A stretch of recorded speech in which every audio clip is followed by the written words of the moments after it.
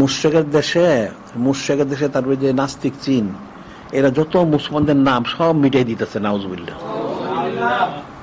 যেমন একটা উদাহরণ দিলে বুঝবা, এই গত রমজান শরীফে মুশরিকের দেশে এই যে হালিম খাই আমরা, এটা মোটামুটি এদিকে সব জায়গায় আছে, ওই মুশরিকের দেশে কলকাতা হালিম খায়। তো একটা কাফের বললো, আর হালিম তো এটা মুসলমানের শব্দ, কোরআন শরীফের শব্দ, এটা বদলায় দাও, এটা হিন্দুরা বলবে না। তো কি বলতে হবে? হওয়ার জায়গায় দালিম কো, বাস বদলাই দিল নাউজুবিল্লাহ। তোমরা তো আমাদের দেশে তো সব জায়গায় হিন্দুনি নামে বড়। আমি বলছিলাম যে বাংলাদেশ যত জেলা আছে, থানা আছে, ইউনিয়ন আছে, গ্রাম আছে, বা রাস্তাঘাটের নাম আছে, এগুলি একটা তালিকা করার জন্য, এগুলি করে পরে এগুলি আমরা আবার পরিবর্তন করে প্রস্তাবিত হিসাবে আমাদের প্রত্যেকে দিতে থাকি। আস্তে আস্তে 100 মানুষ বুঝবে, আনলে মানুষ বুঝবে না। এটা একটা বদতাসির আছে, এটা একটা জিনিস আছে। এটা হলো এই নামগুলি। তার মাজার শরীফ যদি থাকে, মাজার শরীফ যদি তোমরা জিন্দা করতে পারো, তাহলে এখানে এটা উছিলা মানুষের দিনের কিছু আঞ্জাম হবে। সিলসিলা থাকলে সিলসিলাটা জিন্দা করলে, আর পুরাতন মসজিদ থেকে সেখানে গিয়ে এটা যোগাযোগ করলে কাজ করা যেতে পারে। তারপর আবার একটা আছে যেটা যে ভাষাগত কাজ। ভাষাগত অর্থ হলো হুব্বুল লিসানে মিনাল ঈমান, নিজের মাতৃভাষার মহব্বতুল ঈমান। এখন দেখবা সাধারণত সমস্ত বাঙালি যারা মুসলমান, তারা বাংলা শব্দ যতগুলো, তার ইংরেজি শব্দ বেশি কয় নাউজুবিল্লাহ। এটা কিন্তু কাফেরদের একটা ষড়যন্ত্র। কাফেরা বলছে যাওয়ার সময় যে তারা চলে যাবে ঠিকই বেনিয়া খ্রিস্টানরা, কিন্তু তাদের সাগরিদ রেখে যাবে নাউজুবিল্লাহ। তো সাগরিদ যাবো কিভাবে? পোশাক পরিচ্ছদে, কথাবার্তা, চাল চলনে।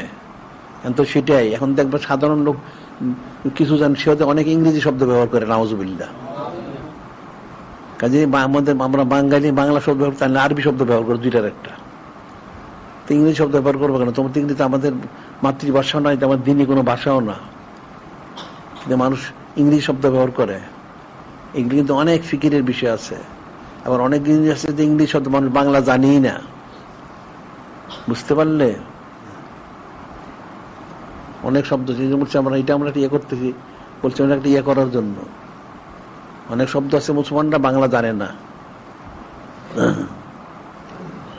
সাধারণভাবে যে সুইসের বাংলা কি কদি তোমরা পারো নাকি? হ্যাঁ, সুইসের বাংলাটা কি বলো? তো জানো না।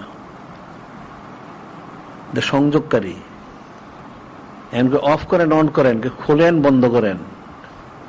অনেক শব্দ আছে বাঙালিরা বাংলাই জানে না। তোমার বাপদাদারা তো সুইচ বলে নাই, তুমি সুইচ বলো কেন? ওই যে রাস্তায় জ্যাম হয়েছে, জ্যাম পেলে করতে, তোমার বাপদাদারা জ্যাম বলছিল কোনোদিন? যানজট। বাংলা বলো, কাফেরটা বলো কেন? এরকম অনেক শব্দ আছে যেগুলি মানুষ বাংলাই জানে না।